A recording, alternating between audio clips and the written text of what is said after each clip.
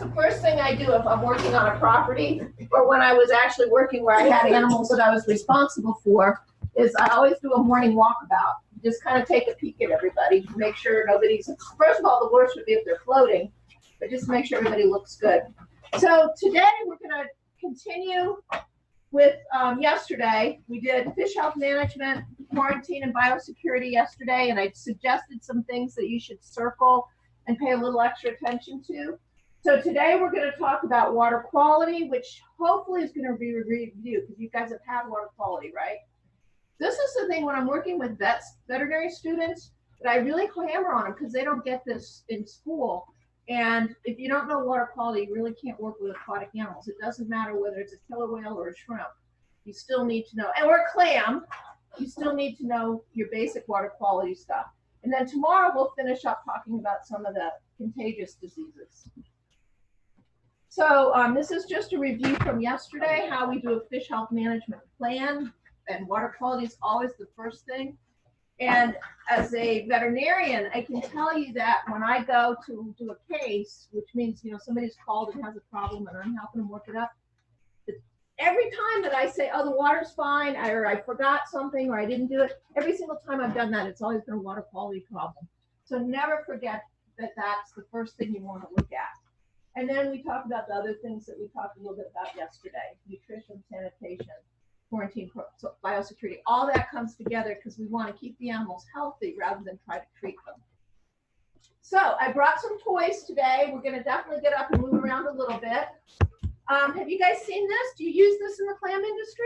No. Okay, this is one of my favorite tools because it's really fun. This is called a Secchi disc. And what we use when we're dealing with pond animals, I don't know if it has a place in the clam industry, but with pond animals, we drop it down into the water column until it disappears. So you can see, you guys can play with it.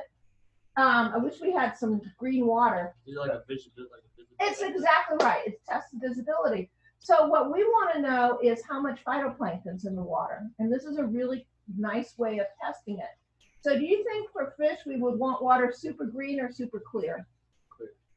Why?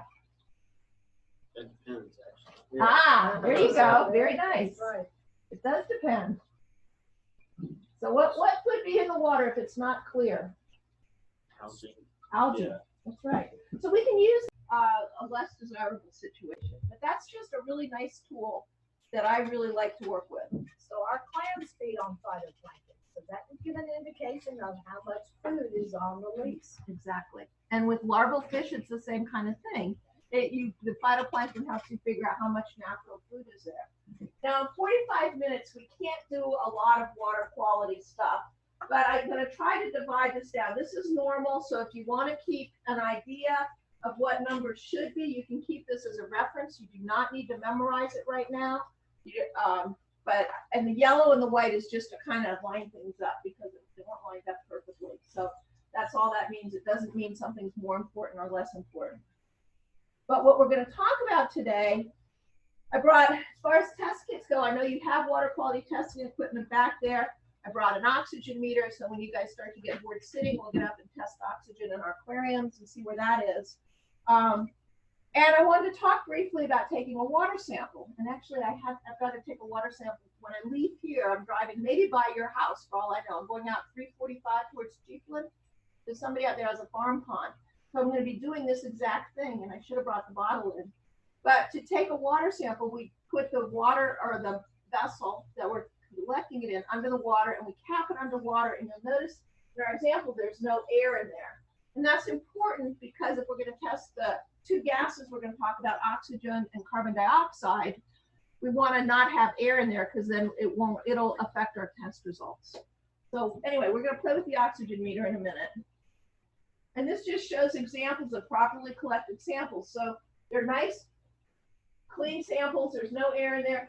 And importantly, we've got a wide mouth jar so that we can put the probe in there. A lot of times people will send me a soda bottle. And you know how it's got a little narrow opening at the top for us to drink? You can't stick the oxygen meter in there. So that means you either don't get an oxygen reading or you have to do it by the old cumbersome chemical method, which is not as much fun. And then sometimes people will send me I don't know if it shows up, but that Tabasco bottle was this big. It was, somebody sent me, and they paid more for the postage, I think, than anything else. But obviously, you can't send a little teeny tiny bottle of water and have it be enough.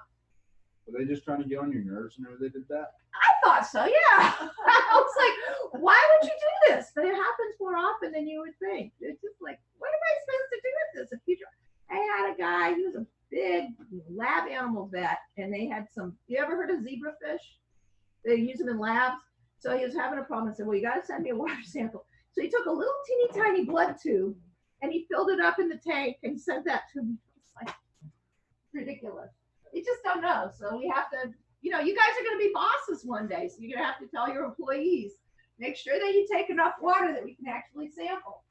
So we try to get our water samples analyzed within a day, and we keep them cold.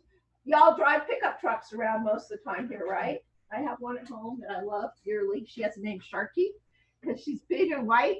So she's my great white Sharky.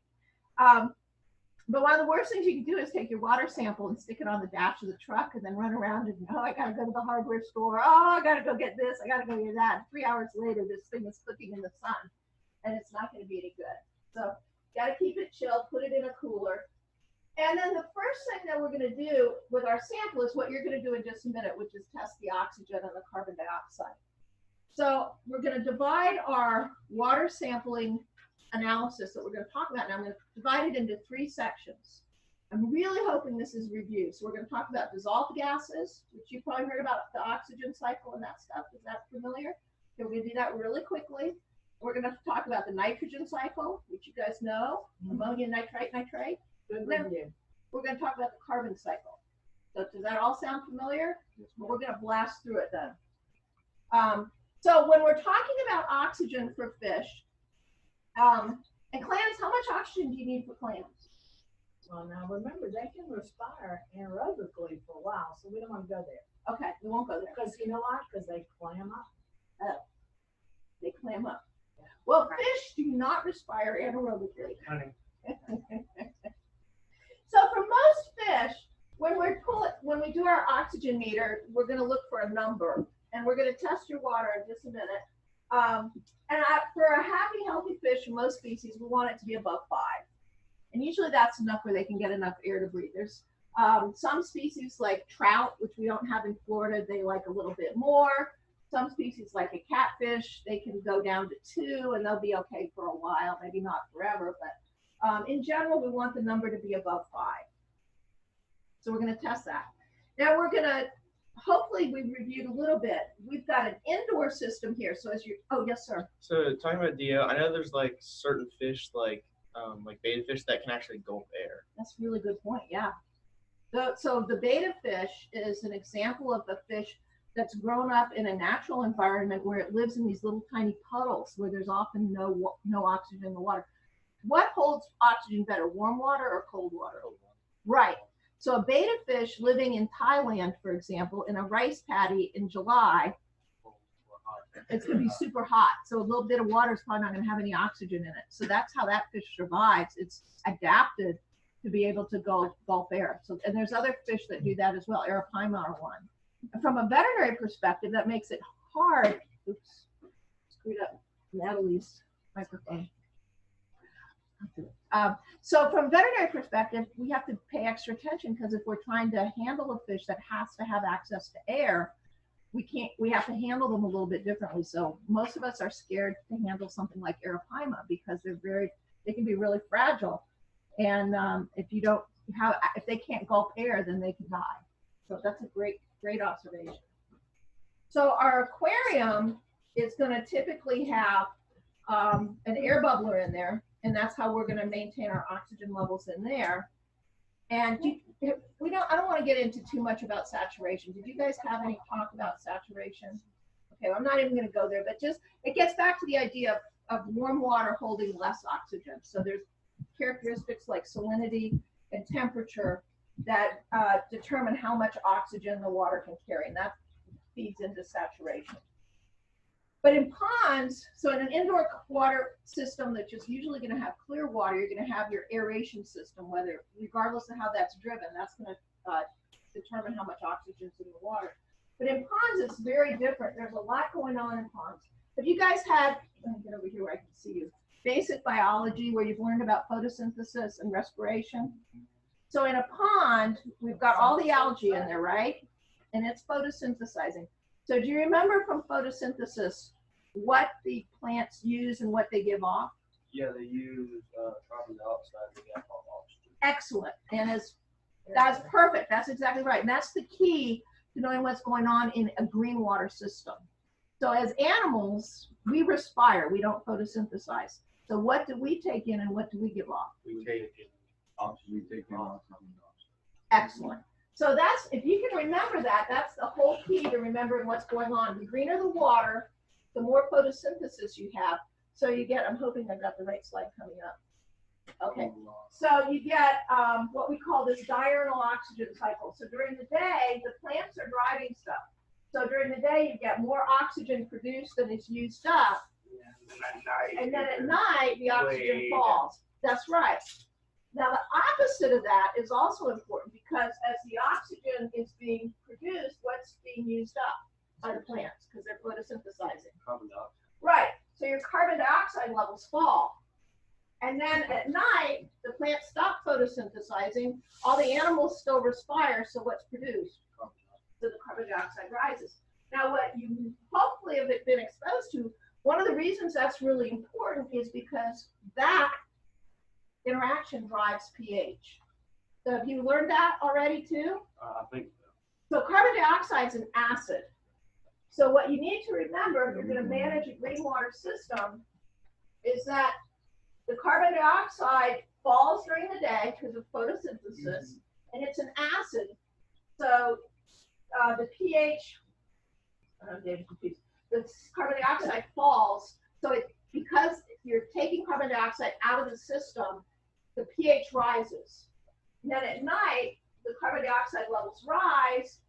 Carbon dioxide is an acid, so the pH falls. And that becomes very important when we start talking about some other stuff. So I'm going to just, you don't have to know that for the test, but you should begin to get that as you refine your understanding of water quality. There's all these interactions that become really important. So before we start on the carbon cycle, let's get up for a minute. Have you guys worked with an oxygen meter before? Okay, well, let's go check the oxygen in your tanks. And I'm going to turn this thing on. I'll let you guys turn it on. And just check both tanks and see if they're saturated, which we expect. Where do you think the oxygen level should be? Here, you guys can all do it. Above 5. Above 5 for sure. Do you think it'll be 25? I think it'll be 6.3. Okay. Well, hopefully it's above 5. 4 or 5. Are both of those systems freshwater? Yes, ma'am. Okay. So is oxygen going to be higher in freshwater, you think? That's right. Good. Okay.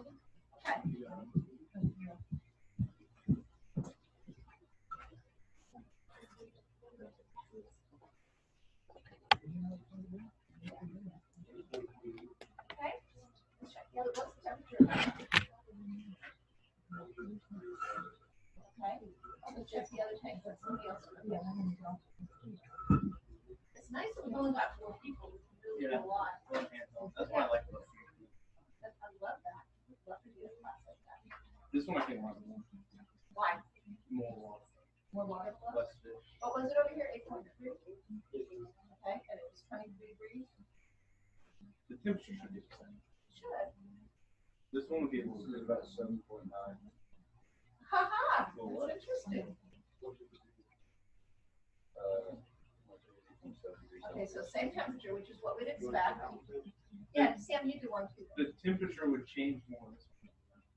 What's that? Smaller natural water. That's exactly right. Very, very good. So any idea why you think, oh, good, you're checking the beta fish. Well, we are all. So you think it'll be the same? Right.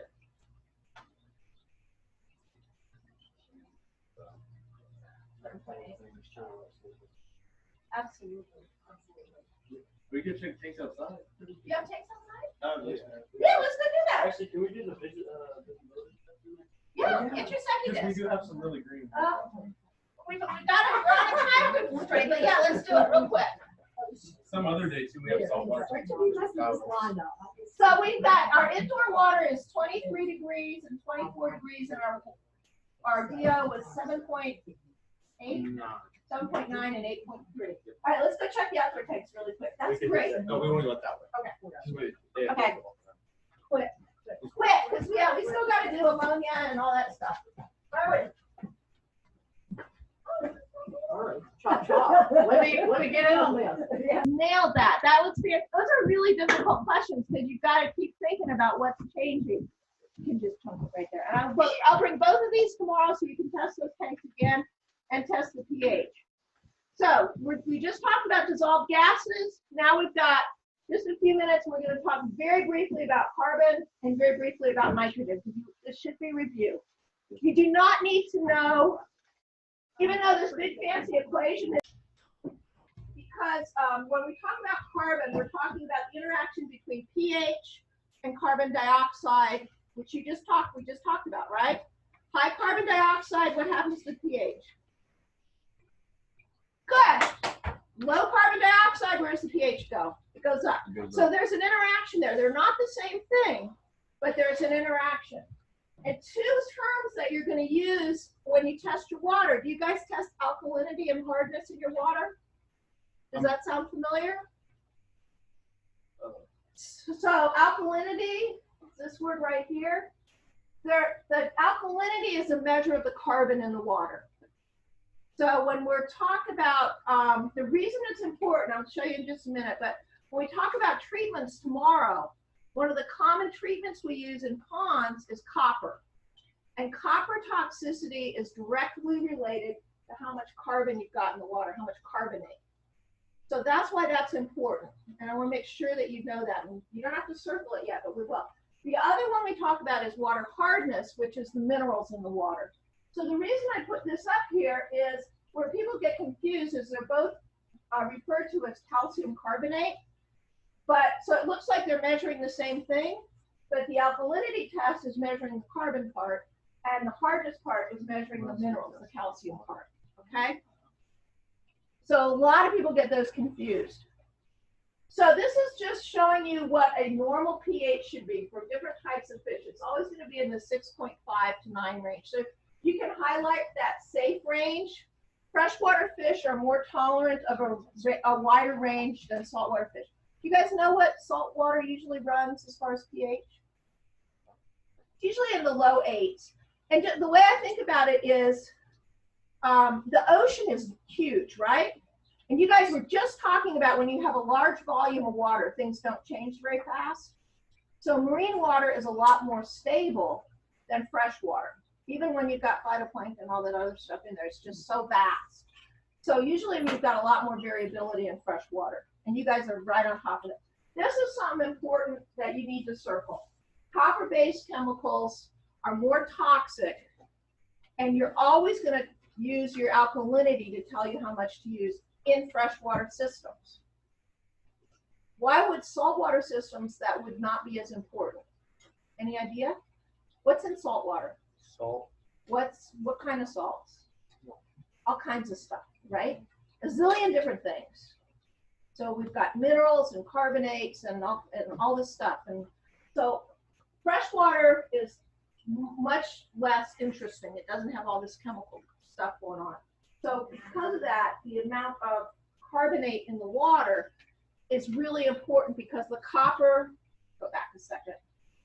Just remember, guys, anything Copper copper-based is toxic to bivalve larvae. Yeah, so the copper will combine with the carbonate, and that's why we have to titrate them together. So again, this is kind of advanced stuff, but I do know that you're expected to know at your level for your exam that copper-based chemicals are toxic and that you have to titrate them with the alkalinity. So that's why I really wanted you to get introduced to that idea.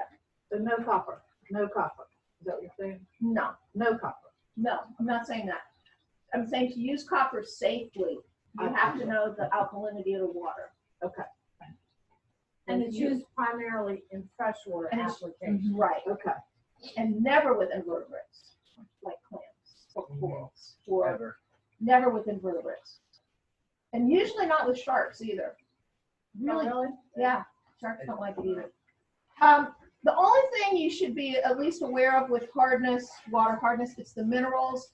And where do fish get minerals for bone development? The water. From the water. So that's why hardness is important. It's important for skeletal development. So juvenile animals, you want to make sure there's enough calcium in the water because they don't really absorb it from the food as much as we do. Okay, very briefly, the nitrogen cycle. Tell me how that goes. You remember? We start with ammonia? Nitrite, nitrate. Okay. Very good, very good. So ammonia, nitrite, nitrate. So you should circle this. You need to know that. And then why do we care? This is just really showing how nitrification works. I don't think you need to know that. I like to keep in mind we commonly have problems where people don't have biofilters working well. And the two variables that seem to be problematic are availability of oxygen, because it's an aerobic process. You're adding oxygen atoms to the nitrogen, right? So we go ammonia, and we decouple it and add oxygen, and we get nitrite, and then we add more oxygen, and we get nitrate. So if we don't have oxygen, that can't happen. And the other thing that we need is the alkalinity that we just talked about. All right, so what, if you have a high level of nitrites, what may happen to your fish? Remember that? I have a So picture of that. oh, you're going to get to that? So, They're supposed to know that. I know they're supposed to know that. I wanted to get a picture. So this is from channel catfish. You don't have to pay attention to the thing that's important here is that nitrite causes brown blood disease. And brown, you can see from the slide, the blood of the fish actually turns brown, and you can actually see it by lifting your gills and looking at them. And when the fish have brown blood disease, they can't breathe because normal red blood carries oxygen molecules and then dumps the oxygen into our organs. And brown blood can't. And brown blood can't, that's right. So we have brown blood disease from nitrite. I'm going to back up for just a minute. And this is on the ammonia. The main thing you need to know is what we just talked about as high pH, ammonia is toxic. And then that has a lot of negative effects on the fish. So you don't need to know that. That was too much information. But ammonia toxicity increases when our pH is high. And nitrite causes what disease? Brown blood disease. Okay, very good. And this is the third one. So ammonia, nitrite, nitrate. This is nitrate. And I don't think you need to know this for the exam, but nitrate causes a disease called goiter. And just to put it in context, it's a big problem with captive elasmobranchs, so sharks and rays, but fish get it as well. I have no idea what the clams do. But what you do need to know is that nitrate is usually removed by water changes. So when you change the water in your aquarium, that's how you're dumping the nitrate from the system. In nature, there's plants and mud and anaerobic bacteria that get rid of it, but in an aquarium, Or eat it. exactly. But for most of us, if we have an aquarium, we have to dump the nitrate by changing the water, and I just call that flushing the toilet. Or put some plants in there, right? Or you can put plants in there. Yeah, that'll help. That will help a lot. So nitrite is the very end product. That whole nitrification process requires what? Oxygen. Oxygen. And the way we can get rid of the end product is in an aquarium. How do we get rid of it? Or change the water. Change the water. Okay, and plants. Very, very good. Okay, questions about water quality. That's like this super fast. I've never taught water quality in 20 minutes before in my life. But you guys have enough background to get it, so I'm very, very proud of you. Okay, now I wanted to spend the last 10 minutes talking about what we call non-infectious diseases. Remember yesterday we talked about infectious diseases, which are what? Contagious, right? Contagious. It's a one breakout. Don't happen to that thing. Right. So non-infectious are stuff that's not contagious, and so it can be things like cancer or neoplasia, which this koi has. It could be How do they catch cancer? How do they get cancer? Boy, that's $1 million question. How do any of us get cancer? You know, there's a lot of different things that we believe can lead to cancer, but we don't really know. And certainly in fish, we don't. I'll show you one example though of how they get it, because I do have an example. But this is a very common cancer in koi. Their ovaries get cancerous and they get really big. And you can spay a koi. Was that just like a massive? Yeah, they'll look really skinny, but their belly's really big. And if you catch it early enough, you can actually go in surgically and remove it. So if you have a very expensive koi and you want to try to get rid of it, you can put them to sleep, go in surgically, remove the mass, which basically spays them because you're taking out their ovaries, sew them back up, and they'll often do very, very well. So a lot of people that have expensive koi will actually spend the money to do that. And we should get a koi. Yeah. They're expensive. Okay, this is an example of a nutritional disease. Have you seen this? Did you guys ever hear of a disease called scurvy on ships when people used to travel and their teeth would fall out and they'd eventually They didn't die? have nothing to eat. Yeah, and what did they find that they started feeding sailors to keep them from getting scurvy? Citrus. And that was like, there was a story recently of this one scientist, which back then they experimented on their own self. He kept trying different foods because he felt it was a nutritional thing, but he never got to citrus, so he died. And then somebody accidentally figured out that if you could put citrus on the ships, then the sailors would not get the scurvy. And then they used to have to crew the ships with like 30% more people than they needed because they were dying. Can you imagine that job? That'd be horrible. So the whole solution to that was oranges.